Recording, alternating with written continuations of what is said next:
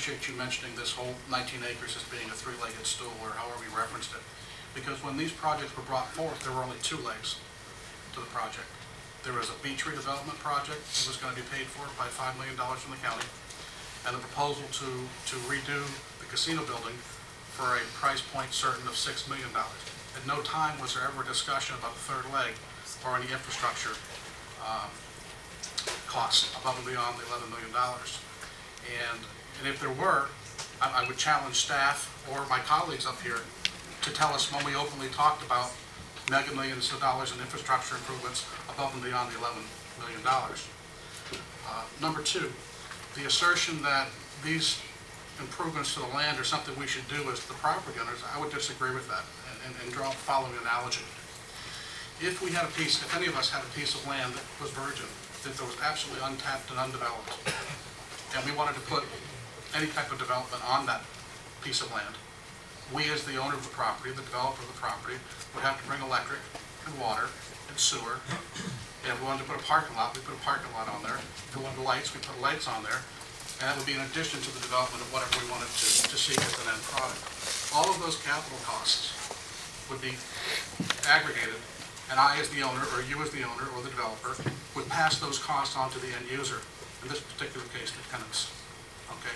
We made a very specific promise to the taxpayers of the city that these projects were not going to be any type of an expense to our citizens, but we find out at the very, very end of the journey that there are perhaps $2 or $3 million and undiscussed. I do believe it's 1.8.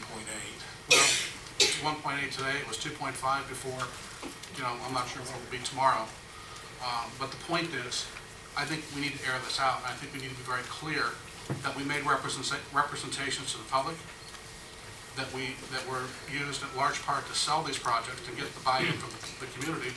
Yet here we are at the very end, saying there's a couple $1 million hanging out there that we need to find a way to pay for, but we'll just have utilities pay for that. Having utilities pay for things has been historically one of the reasons why we have the highest rates, or one of the highest rates in the state of Florida. We have treated that utility, be it the water or the electric, for decades is our piggy bank. Okay, we have become so dependent on these utilities to fill gaps for us that we haven't got the presence of mind to wean ourselves. In fact, the building that was torn down, okay, is being redone.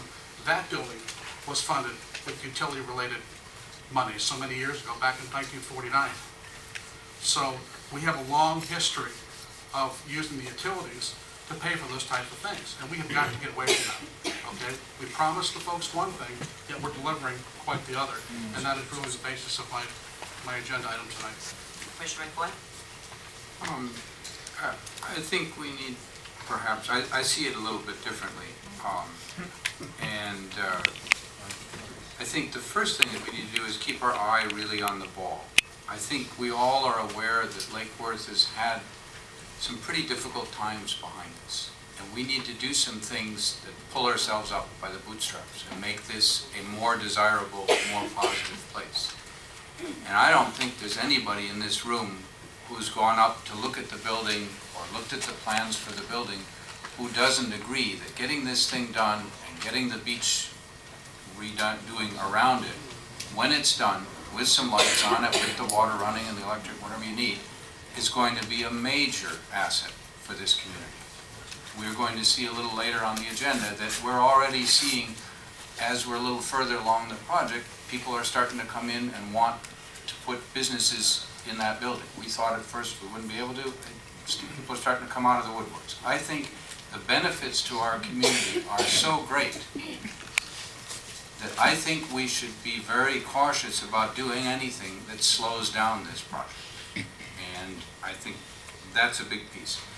I think Commissioner Maxwell asserted that if he happened to own, or some of us owned a chunk of land and wanted to develop it, that the developer would pay all the costs for the infrastructure.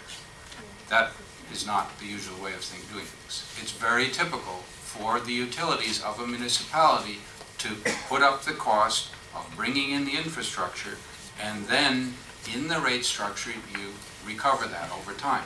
That's just the way it's done. We're not doing anything particularly different here than elsewhere, than is the standard way of doing business. It's slightly more complicated because we're on the beach. We have some additional requirements to make lighting work in that location. Yeah, that adds a little bit. But I think to assert that we are dumping a major load on taxpayers, if you go back and look at how that money can be recovered, a lot of it, as Finance Director Carr pointed out, will come back in the rates that are charged for the utilities to the tenants. Not all of it, but quite a bit of it comes back that way. Yes, we help out the same way we do with, for instance, the Park of Commerce. I don't think we're going to go to those businesses that we were on a track to the Park of Commerce and say, you know what, guys, it's wonderful you want to bring a business here, but that 15 million that we need to put in the roads and the internet and the sewer, you got to pick up that cost. No, they'll never come. Municipalities have to put that in and come up with a way to do it. And this is a way that we're investing in our community to a very good end. I think we should just move on with getting it done. Commissioner, hold on one second.